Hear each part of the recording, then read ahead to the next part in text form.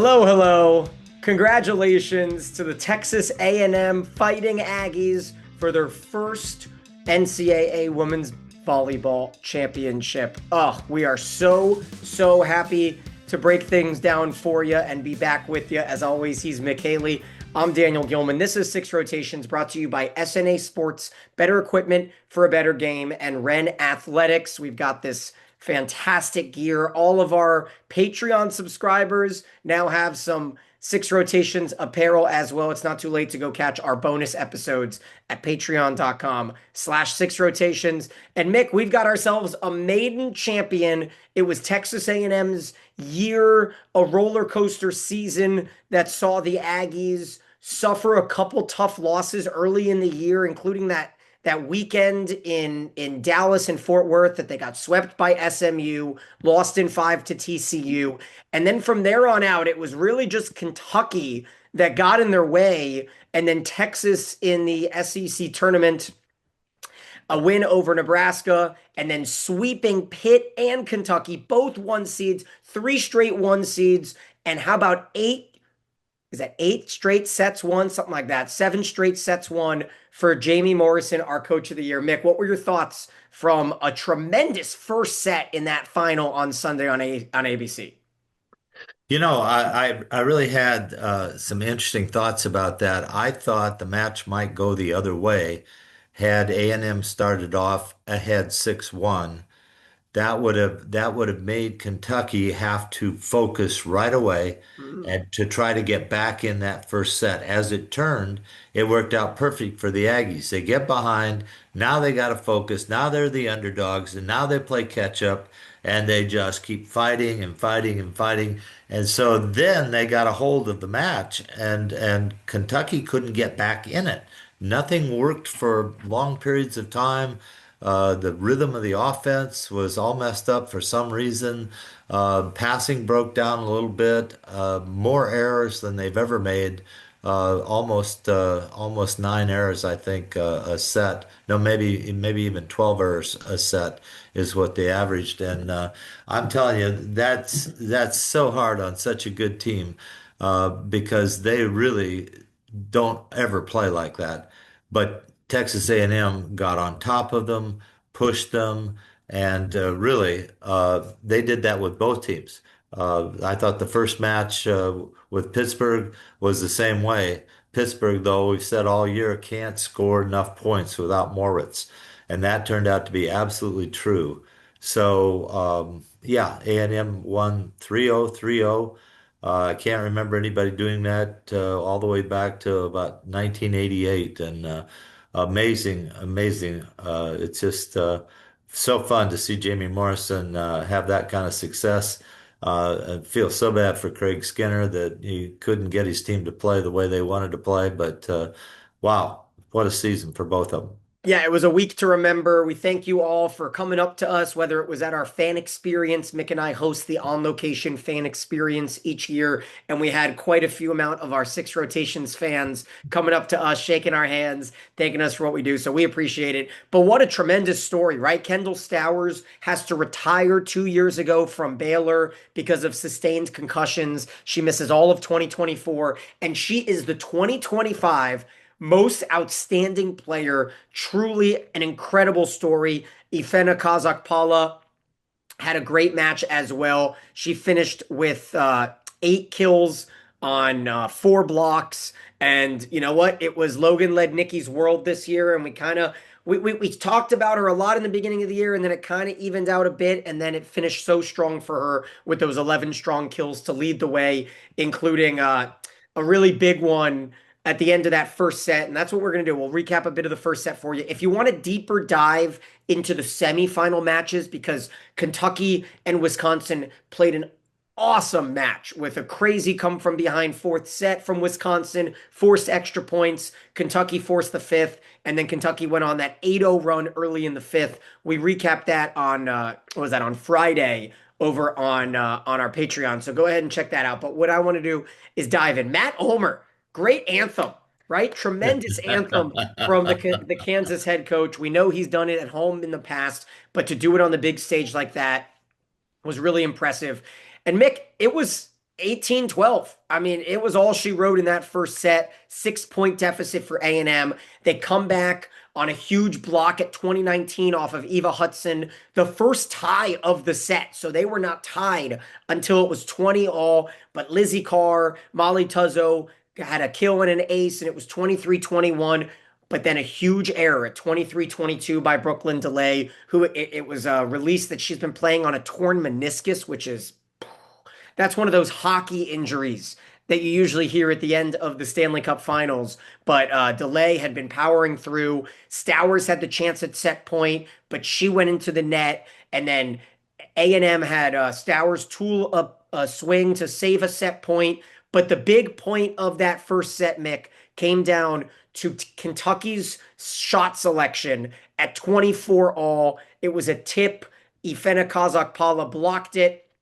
And then Stowers was able to put it down to finish off that first set. And then, Mick, it was 18-8 before you even blinked. I went to go grab a drink, and all of a sudden, A&M is on an 8-0 run in the second set. They storm away with the second, similar with the third. And, that 4-0 run to stretch the lead to 17-11 kind of sealed the deal in that third set. Those service errors never really, you know, they never really come back to hurt you, to help you, don't do they? Kentucky had two brutal service errors at 19-13 and then at 20-14. I think the scores were exactly when you think maybe the Wildcats could get in. Stowers with her 10th kill gets to championship point.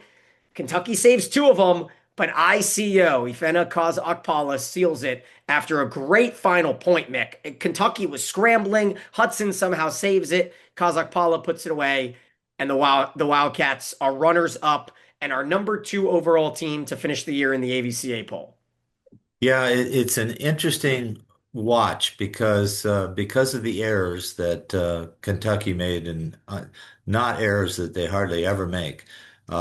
A&M only had to score 13 points uh, each set to win, where if Kentucky wanted to win, A&M only gave 7, so they had to score 18. And if you just look at it at point scoring, that was the difference.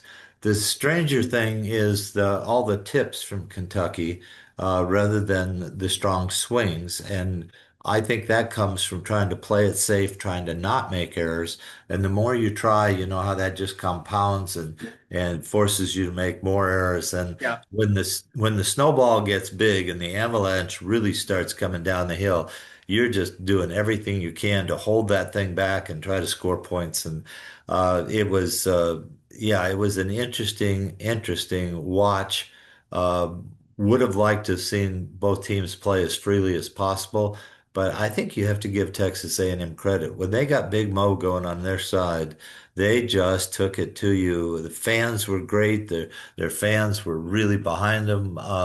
And I think the battle cry was just why not us? Why not us the whole time? Yep. So hats off to Jamie Morrison and the Aggies for a great preparation. That was a 4-year job right there, and with about 9 I think it was seniors. only 3 years. He was able Yeah, to join the team 3 years, win a championship. You mentioned the 9 seniors. Yeah. yeah. So I can't thank you, but I'll tell you one thing: he's going to have the sorest hand ever. Because when Texans come up and want to congratulate you, if you don't get in there quick, they squeeze your fingers and your hand. And I had when I won, I had a sore hand for almost 6 months. So Jamie, get that hand in there quick, shake those hands, and tell them to let go. All right. Well, that's a great point. I made the joke on Saturday because I grew up a Miami Hurricanes fan, watched the football game. Miami beats Texas A&M, eliminates them from the college football playoff. And I joked, do you know how many jets are revving up from College Station to fly up quickly to Kansas City? And I'll tell you what, they doubled. The Aggie fans doubled They from did. Thursday They to did. Sunday. And I have no doubt that there were some boosters and some diehard fans that decided, you know what? Let's go watch our Aggies win a championship. And that's exactly what they did. And they brought the energy. Thursday night was a sellout, over 18,000. But without Nebraska playing, Mick, without Texas playing, I say Texas because it's so close to Kansas City. Had they been in it, I think we would have gotten a little bit more of a rowdy crowd, of a consistent noise from either Nebraska or Texas. And so that's something that you go into next season and you're in Texas, in San Antonio, and you feel like all the pressure is on Jared Elliott to get to that Final Four. And you could say the same thing about Danny Busboom Kelly. What are you thinking about a year that you don't make the finals? What's the thought process here at the end of December? Oh, you're already into your not only the portal trying to see if you got people there trying to figure out when your freshmen are coming in, if they're coming in also. You're also thinking about the opposition. You're saying, well, A&M's losing 9 people. Maybe I don't worry as much about them, but I got to be looking up I-35 at TCU and SMU right Yeah. there. If I-35 is and Baylor, they've been in the portal. They've got another good player. They're going to be good. Just the Texas teams alone trying to get to San Antonio, let alone Nebraska, let alone all the other teams. Wisconsin looks like they're Wisconsin will loaded. be They just went back. out and Yep. got August in the portal. They've got, of course, Charlie coming back with a slew of talent out there. Penn State goes and gets Florida's setter Alexis Stuckey to match up with her former teammate in Kennedy Martin. There's a lot of juice, and getting to be a part of it. If you fans have not been to a Final Four, I would highly recommend it. San Antonio is going to be a great time. If you have the means, go check out the On Location fan experience powered by the NCAA that Mick and I host. It's a lot of fun right before the matches start. We will do a Q&A with different players like Lauren Stivrins we had and Nunaviller and Hilly. I'll tell you what, Mick, there's going to be a lot of pressure, like you say, on teams like SMU, Texas, Texas A&M, TCU, because they know if they can get to that finals next year, they will have a majority of the fans. And you could get 38,000 in that football stadium, so you want to be careful what you wish for. But I think it's going to be another great season next year, and I think San Antonio has always been a fun place to host the Final Four with the Riverwalk and all the other things there are to do, and the stadium. So there'll be tickets for everybody. There's nobody going to get left out on this deal. But you want to get your seats early because there are only so many good seats, and you want to get those as quickly as you can. And I feel like we're due for a classic championship match. We have had tremendous semifinal five setters over the past few years. I think back to Louisville Pitt and then the reverse sweep of Penn State over Nebraska last season. And even this year, Kentucky down to their last few points, 24 all in the fourth set, comes back to win it, forces five, beats Wisconsin. Those semifinals have been there. But from a championship match, we've had four straight kind of ho hum 3 or 4 setters. So I think we might be due for a 5 setter next year. Yeah, and you know what happens, and the reason for that is not that one team's that much better than the other, but one team gets on that other team, and both teams are trying to get momentum, and they know what they're playing for, and it gets to be a little bit too big. But now we've got a number of teams that have been here a bunch of times. Somebody said, "Well, Pitt's been here 5 times." Well, Babcock's been here 4 or 5 times, and she played exceptionally well. The new players, though, for Pitt, that was a new experience. And without Morowitz to score, Pitt couldn't do it. Well, I'm sorry for Dan Fisher because, gosh, going 5 times and losing in the first round each time, that just will drive a coach crazy. On the other hand, he's had a lot of different players, and he's really done a great job of bringing new players in and bringing them along. He had a new setter this year. He had 2 new left sides. Babcock leads. You got Kelly helping in the front row, but he really just had 2 returning players Yeah, that, it was. Yeah, yeah. I And agree. And so, Bayless was so good in that first set for Pitt, and then yep. it came down to that set point, and they pushed Mosier to the left front, and so she wasn't really available to set on that point, which I was yelling. I'm like, why don't you just swing it if you're Emch, EMCH, however you say her last name, their second middle. They had a first ball overpass on set point in that first set against A&M, and that's that butterfly effect. If Pitt puts away that overpass, maybe they win the semis. Maybe it's Pitt, Kentucky. Who knows what happens? But Mick, I want to dive into the grittiness of this match. Looking at the stats, Texas A&M only hit 257.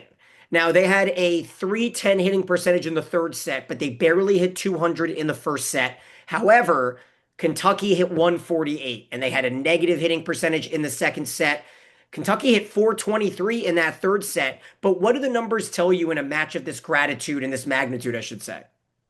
Well, everybody's playing safe. Everybody's trying not to make errors. That's why it's down. And 257 is not bad if it's a defensive battle back and forth because you expect the other team's block to be good. You expect all of this kind of thing. But basically, what happened was when Texas A&M got behind right away, they made a lot of those errors that got them behind. So that hurt their percentage in the first set when they really buckled down trying to get back into that match. And it wasn't until the match got to about 20 where they really finally had found their rhythm and were getting back into control. And that's where Kentucky was trying to hold them off after a lead. See, it just worked just the opposite the way Kentucky would have liked it. I think they would have been just fine with being behind 6 or 7 points to start that first set. And they could have then done the same thing that A&M did focus, really climb back in there, swing, and do everything they can to get back in the match. And so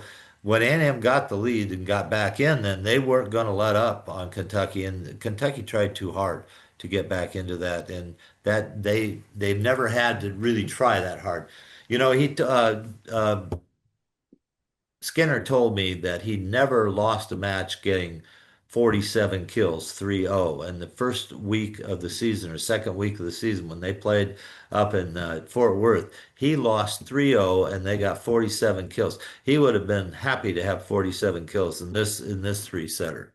Yeah, they finished with 40 kills. Hudson had 13, which was a far cry from her 29 on Thursday, where she hit 455. So that was good enough for Hudson to make the all-tournament team. As we take a look at that all-tournament team with Babcock, Kazakpala, Lednicki, and then you know what? It was a weird championship field of four teams for the liberos. There was, Tuzzo was probably the best libero of the four teams, but how often, do you see these double liberos getting rolled out in big moments? And Pitt had it, and we saw Wisconsin's Simon get hurt early in the match, so she struggled. A&M had the double libero situation as well, kind of flowing through with Applegate and Underwood, I believe it was. But Underwood, 10 digs in three sets is phenomenal. Yeah, I mean, to be honest, Mick, it was a tough one for delay, right? 9 kills, 8 errors is not something that you want to produce in the biggest match of your life. Yeah, and I thought I was sitting there watching the match, and I wondered if, not knowing that Delay was injured incidentally, but I wondered Kentucky kept trying to get the people behind the setter involved, and they weren't successful. The one's foots didn't work, Thigpen couldn't score, and so when that happened, I wondered if Kentucky shouldn't just set Delay and Hudson back row and left front, maybe in and out on the left front, but just give those two all the balls and get them to the point because they're best when they're almost fatigued. When they Yeah. get fatigued, they hit their best shots. They're going for it every time, and I thought that might be a gamble that Kentucky could do and get them back in the match because those two kids lead. They've been their best players all year, and they could have maybe done that. But I didn't know Delay was hurt, and that's too bad because she's a phenomenal player. It is a shame. And we did get some news about the viewership from our semifinals, where 1 million viewers watched A&M and Pitt peaking at 1.2, and then 1.1 million watched to follow Wisconsin and Kentucky as that peaked at 1.2. That's the second most watched national semifinal ever. And so to get those numbers, despite that first match kind of being a sweep, is impressive. I imagine because of ABC, we'll see a little bit higher, maybe 1.5 on the championship, hopefully. But again, there's not really a perfect. I think every year, Mick, we get a conversation. What's the conversation of the convention? This year, it was how can we schedule things so that it can be perfect? Because people that are not players are not loving the 2 days off. But I know the players love it. And it's definitely better for TV because then you get to be on ABC on Sunday. You don't have to compete with all the college football on Saturday and the NFL. But then again, you still have the NFL on Sunday, which is king. If there was only a way that there was no NFL and no college football, right? Like, is that, I mean, there's no solution, but can you think of anything? No, but I think what the solution is to play more better matches throughout the season. The first 4 weeks we did the first time we did this kind of good job this year. I think those first 4 weeks have to lead you into the conference. The conferences have to do more things to schedule the best teams against each other during the year. The concept of a 16 team conference, the bottom eight play each other twice, the top eight play each other twice. Then you only play once with the other group, really would stimulate not only viewership, and then when we get to where we have to play against the NFL on Sunday, I think we hold our own because I think we have volleyball people out here that want to see the volleyball game and they'll tape the NFL game and they'll go back and watch it later. No, yeah, you're not wrong about that. I'm just kind of curious to see how things will shape up with that. I want a quick correction. It was Tatum Thomas, the second libero for Texas A&M. More of that, serving style threat there. But yeah, I don't know. You know what? I do think that at the end of the day, NFL is going to snatch a lot of the audience, though. And so, unless you can find a way, like if you want those numbers to be closer to 3 million instead of 1.5, you have to find a way to yeah, there's no solution. I like the weekend it is. I'm happy with that. There's talk about moving around the schedule with the transfer portal. Those are all things that need to be moved back, but I don't think you can move the NCAA tournament for volleyball anywhere. I think it's a great weekend. I think it's set in stone there. And I think that kind of puts to rest that conversation. But in terms of from a larger scope, some of the other conversation points throughout the weekend where people were very happy that the AVCA decided to do positional awards for their Player of the Year, which was won by Olivia Babcock yet again. But we had an outside hitter of the year in Mimi Collier. We had a setter of the year in Bergen Riley. Andy Jackson won middle of the year. Babcock opposite of the year. And Rachel Van Gorp, maybe the surprise libero of the year for some. But we know that she's been on our player of the week many times. I think I had her on 4 times this year to lead all liberos. You had Emma Halter the most. I had Rachel Van Gorp, and Van Gorp won our libero of the year for the AVCA. So that was impressive. Mick, anything else? One other big story too is you talk about Moritz for Pitt. She's going back to Europe after 1 year. That was interesting. And here's another thing that's pretty interesting. Now this is happening. Jelenovic for Kansas is now going back to Europe Yeah, because when they left Europe, they weren't getting paid very much over there, if anything. The European teams saw them come here, saw them on TV because our broadcasts go worldwide, and now they offered them quite a bit more money because they need them back. you're And right. so a lot of the Subban also, I wonder where she's going because I heard she was going back to Slovenia, and Yeah, it's I it's I don't know interesting. if that's right, but now there's competition out here. There's competition by other leagues because it used to be if you were a collegiate athlete, you couldn't play pro, that sort of thing. Now you can go back and forth and do this stuff, and the leagues are going to be competitive. So you might not want to count on a foreign player as much as you have in the past, unless you're willing to pay. Yeah, that's an interesting piece to kind of look at whether you get that one and done from a European standpoint, so they can kind of raise their stock and then go back to their home and say, hey, now what can you give me because I just proved myself in one Big 12 Freshman of the Year, whatever it was.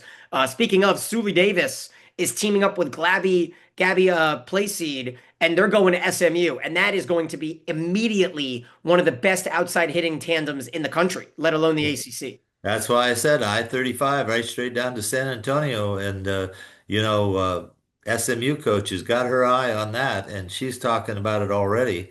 And TCU is upset that their season fell apart with the injuries at the end. They want to get back in the hunt. So everybody's got to be on their toes. And that all goes through Austin. So Jared Elliott and the Longhorns have got to now really regroup here and see if they can play at the end of the season. All right, two final things here. If you have not won one of our giveaways this year, I'm going to do one more, and this one's going to be just a random giveaway. Email us if you have not won. I'm going to do some checking so you can't try to double dip. Send us an email, sixrotations@gmail.com, with your favorite moment from Six Rotations this season. That's what I want you to do. Send us an email. I'm going to pick one or two, and you guys are going to get our final few giveaways of the year. And then lastly, Mick, not something that matters too much, but it could for some teams. They came out with an AVCA coaches poll to finish out the year. And here's some notable stories. Cal Poly finished the season number 21.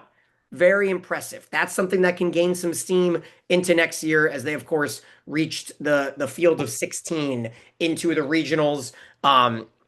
Wisconsin jumped up from 10 to 5, Purdue from 12 to 8. And then the story that people were talking about as well in Kansas City, where was Nebraska going to finish? Were they going to finish above a few of our final four teams? And the answer is yes. Nebraska finished as the number 3 team in the coaches poll, despite not being a final four team, which I thought was interesting. So it was A&M, Kentucky, Nebraska, Pitt, Wisconsin, Texas, and then Stanford. So I thought that was interesting as well.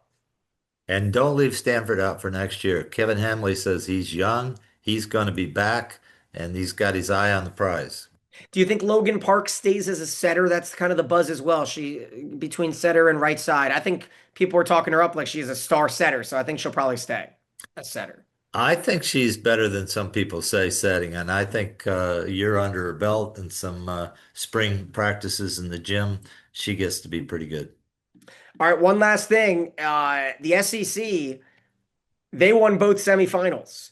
The SEC was the only power conference to have a conference tournament. That is something that I think will start to accelerate the process of whether we will have conference tournaments in the ACC, in the Big 12, and Big 10. I think is probably the furthest away, but I think the ACC is getting close.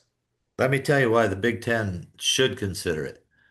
They've got one of the best broadcasting systems. They do one of the best jobs of getting volleyball out there, Yeah. and it will make money if they have a Big Ten tournament. Let me tell you, Where do you people, host? Where do you host it? Maybe Indianapolis, Chicago? Indianapolis or Chicago.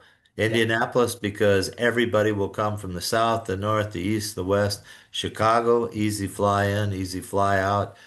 Those two places are probably the best for the Big Ten to have that tournament, and I think easiest for a majority of the teams to get there, and maybe the financially the best. Yeah, and if they really want to just lock in sellouts, you do it in Omaha because we know that that's what happens when you go to Omaha for volleyball. Everyone shows up. We loved our Big Red Nation coming out to watch, even though their team was not in any of the matches this week. And it was, I love communicating with all of you fans. I don't think I've had a negative experience in person. So if you see us, come up, say hi. Next year in San Antonio will be an absolute blast. So start planning your tickets now as we wrap up our 5th year, Mick. 5 years in the books doing 6 rotations, and we wouldn't do it without all of you guys. So thank you again for your support. And if you want, click like, subscribe, comment, whatever it is, help support us and catch the bonus episodes from this last month over on patreon.com/6rotations.